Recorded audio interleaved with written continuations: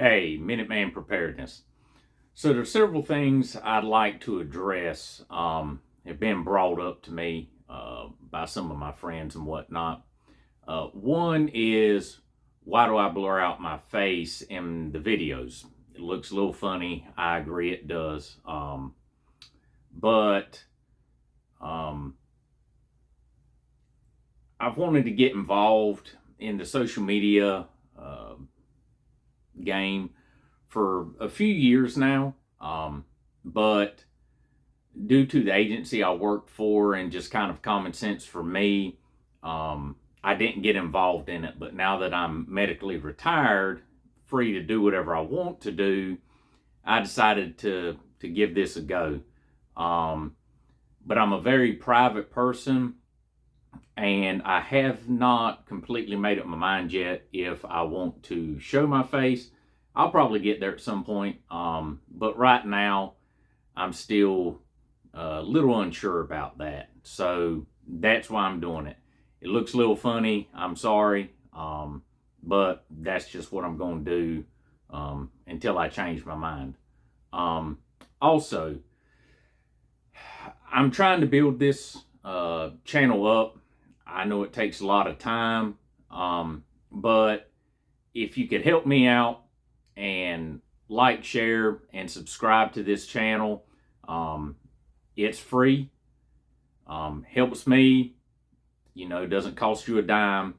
And if you go to the link below and go to my Instagram page, Minuteman Preparedness, and give me a follow over there.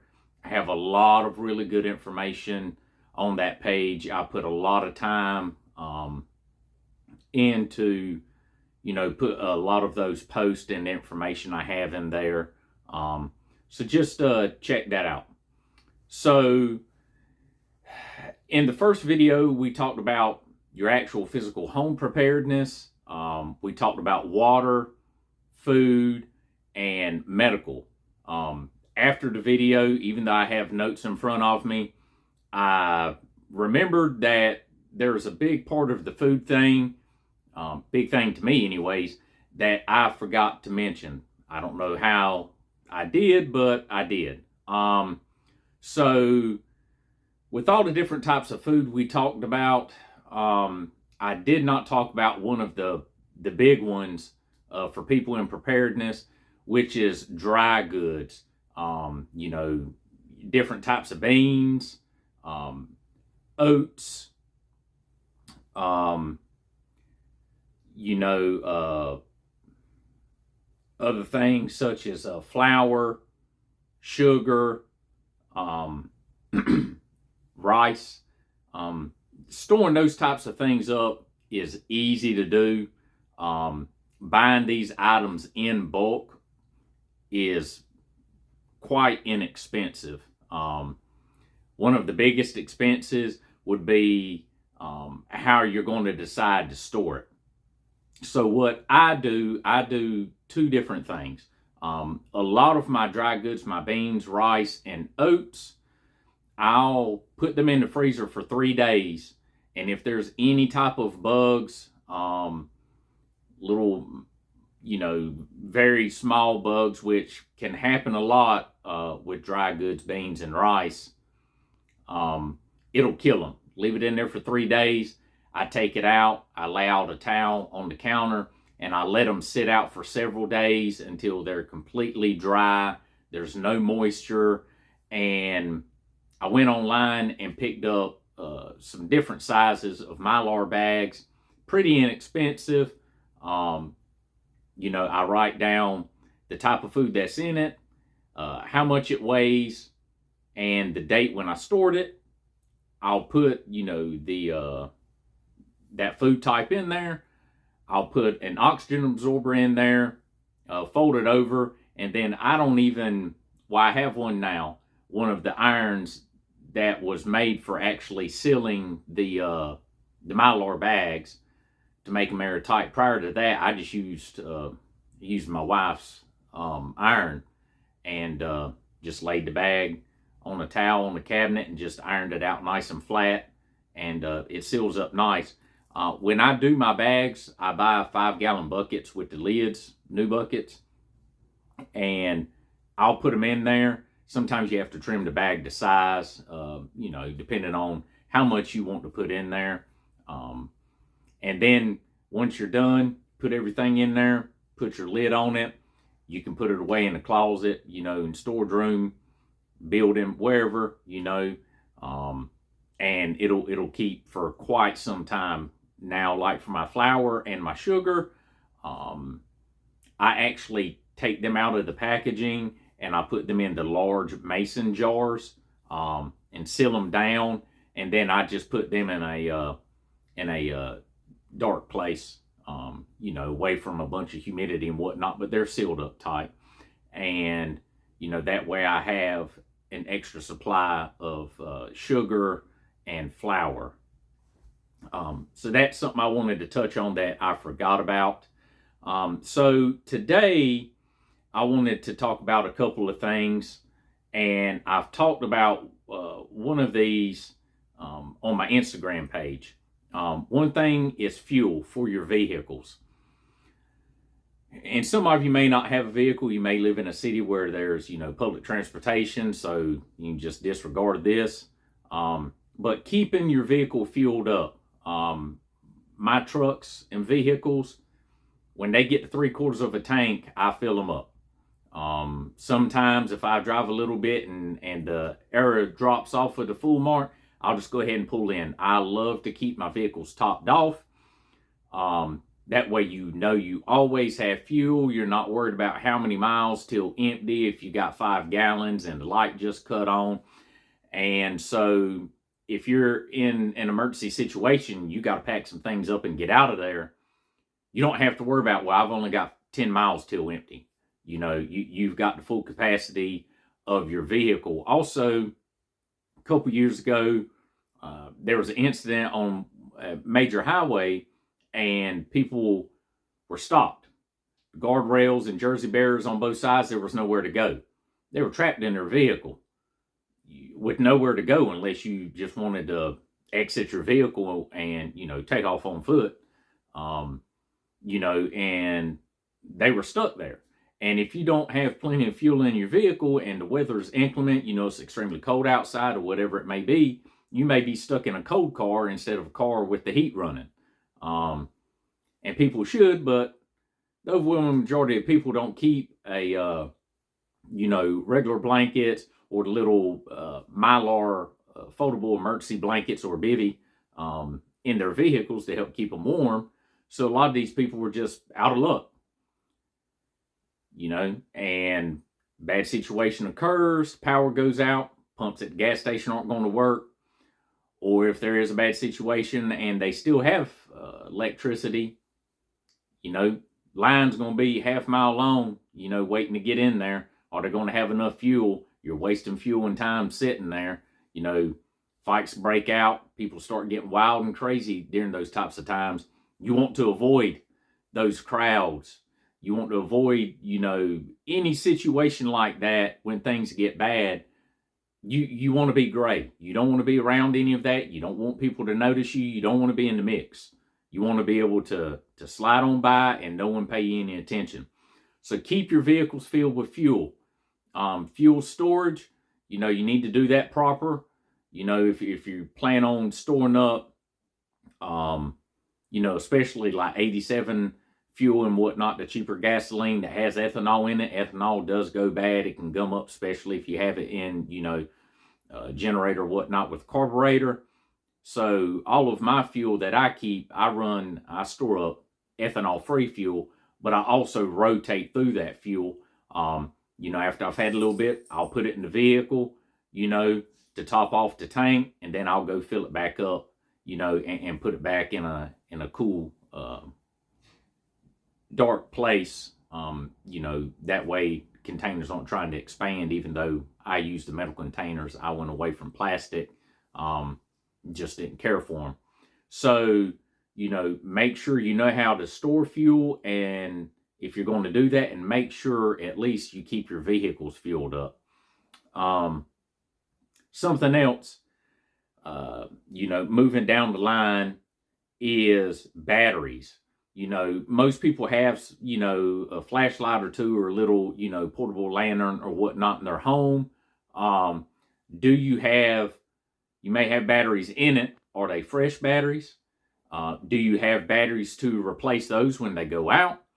If you have a 4D mag light, or if you have, a newer light, like I utilize, they use the 123 batteries. They're pretty pricey.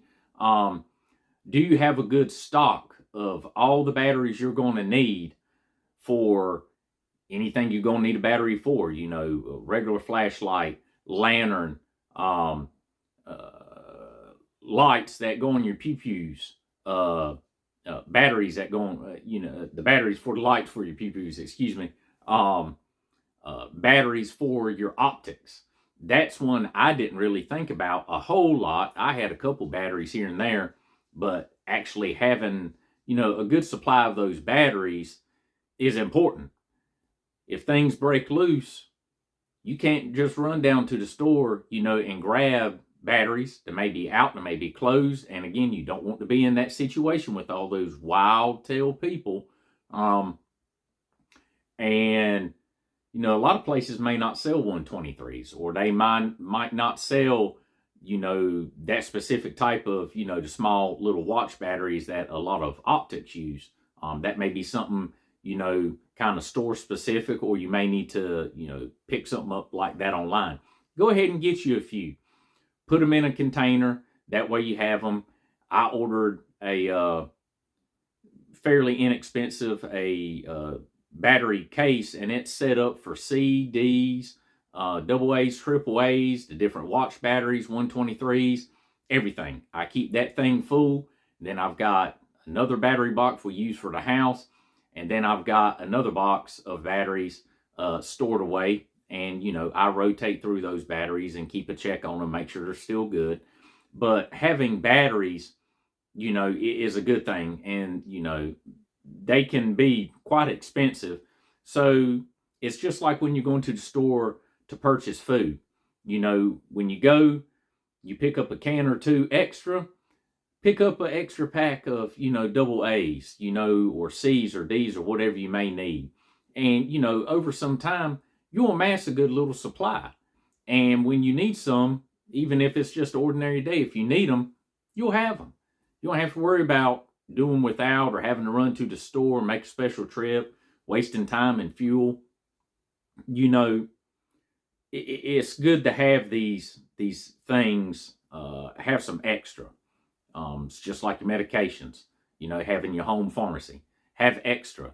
That way you don't have to run to the store when you need something. You just go to your closet and get it. You can replenish it next time you go to town. Then something, a lot of people talk about, a lot when it comes to preparedness is they kind of neglect, batteries or fuel, medical supplies. A lot of people touch base with food and water, but, one thing people jump on a lot is defensive tools, pew-pews, and the projectiles that go in them. Do you have, those items available to you? Do you know how to use them? Do you know how to break them down? Do you know how to clean them? If there's an issue with it, do you know how to do minor repairs to them? If an ejector doesn't work or something like that, do you have enough projectiles to go with them? Where do you store these items? Are they readily available to you? In an emergency situation, are you able to get to it in time to protect, your family and yourself? And some people may not be comfortable with pew-pews, or may not be able to be allowed to own them. There are other options. They're not as good as a pew-pew, but it's always nice to have tools in your toolbox and not just one tool. So, I recommend those to everyone that's comfortable. If you're not comfortable, go get some training. Go to the gun range, talk to somebody, seek some assistance with that. Build up your skill set and your knowledge in that. Take a basic course, take a shooting course. Do something to that effect. One thing a lot of people keep on their key ring, the little cans of OC spray, pepper spray, oleum capsicum. Um, those are great and they have their place. That little teeny can, it's not going to give you the effect that everybody thinks it's going to. It's better to go ahead and get you an M2 or M3 canister or something like law enforcement carries, or a fogger. Looks like a little mini fire extinguisher. I keep those in every vehicle, and I've got several here at my house. I also keep M3 canisters of OC spray in all my vehicles. But if you can't get your hands on the fogger, you can utilize bear spray. It's the same concept. It utilizes oleum capsicum, which is OC. Those are good options to have. Extendable baton, such as Asp, or Monadnock. There are other companies like Smith and Wesson, whatnot. They make some, more affordable versions of the Asp and the Monadnock, and I have several of those, scattered around, in a vehicle, in some of my bug out bags. It's nice to have a stick you can pull out, even just to move stuff. During my career, that's all I ever used it for. Just moving stuff out the way, breaking a branch if I'm going through the woods or something like that. Something else. They do now have a pepper ball gun. They actually sell them on Amazon. I cannot remember the name brand. It starts with a B. I should have looked it up prior to this video. But it actually shoots it's a paintball, but instead of paint inside of it, it's just OC powder. You can purchase those that shoot the OC powder. They have ones that have like 40 and 50 cal rubber balls in them. And you can just order those online. A lot of them are CO2 powered. You can buy a whole box of CO2s for not a lot of money. You can purchase the civilian taser, not a little stun gun that you see people online talking about all the time. I've got a taser. That's not a taser. That's a stun gun. If you have to push it on someone's skin, that's a drive stun. It's not a taser. A taser deploys, a wire and two prongs. You can purchase the actual taser from different companies, and Taser International or Axon, for civilian use. Those are a nice option. They're a little pricey, but the good thing about those is a law enforcement model. When they're deployed, it only operates for 5 seconds and it cuts off. The civilian version, it runs on a 30-second circuit and then it cuts off. So it's designed for you to shoot somebody with it, drop it, and run. 30 seconds is a long time to ride the lightning. I've been hit several times for the 5-second go rounds. I don't even want to imagine what 30 seconds of that would feel like.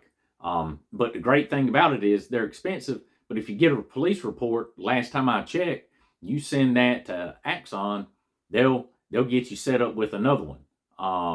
So that's pretty nice.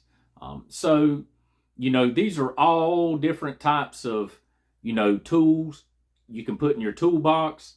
I utilize every single one of those that I just talked about, with the exception to the pepper ball gun. I don't have one of those, but I do have rubber rounds for one of my shotguns that I've set up just for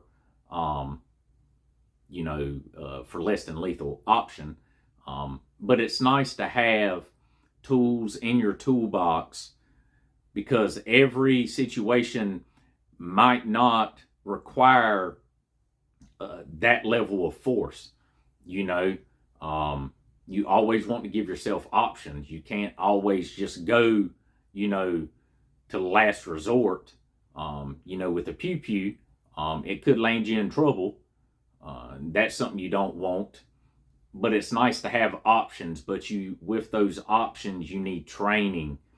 You need to learn how to utilize these different items and know when it's right to, show them or use them. And common sense is one of the biggest players in that. In this society, this day and time, not a lot of people have common sense. There's a lot of morons out there that don't use their brain, and they just want to go wild right off the bat first thing, and that's not the way you want to do it. You want to, try to de-escalate if possible. It's not always possible, but sometimes it is. But the best thing is try not to ever be in those situations at all if you can help it.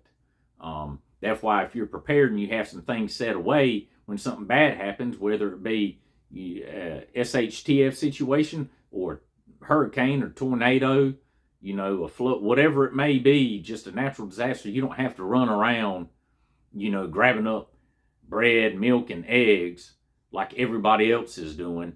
You can just, stay at home and, be at peace that you're prepared to the best of your abilities, and you don't have to put yourself in the situation of being out on the roadway around large groups of people, around people that may show their behinds.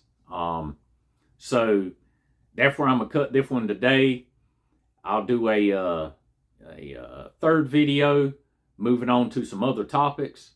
But for now, stay safe. Minuteman out.